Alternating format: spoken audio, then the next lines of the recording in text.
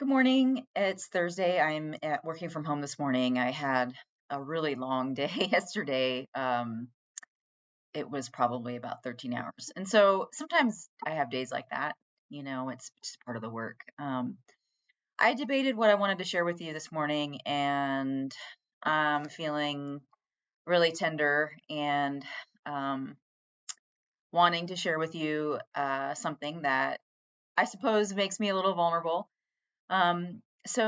I've been thinking a lot about the unhoused folks that we serve and just wanting to bring more housing, more resources to our folks who a lot of them don't feel like they even deserve to live in a home. And in my job is, I believe, to really lead from a human centered approach and to really prioritize the people that we serve. And to that end, I have to set aside ego.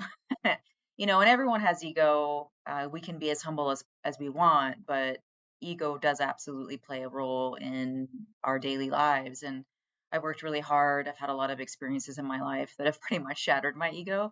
And while it's still there, I don't believe that I lead from a place like that. And when I was thinking about next steps, I really do want to work with the city of Albuquerque in building more housing and more resources for our folks on our campus. And the city of Albuquerque has three parcels of land near our campus, and we've been talking to them for several years about how we can partner. And I do believe that the editorial that I had written 3 years ago criticizing the Gibson Medical Center put a little bit of a rift between us and the city. And while I don't regret the editorial at all, I think that it's important for us to always speak on behalf of those who cannot speak and disrupt the systems that aren't working.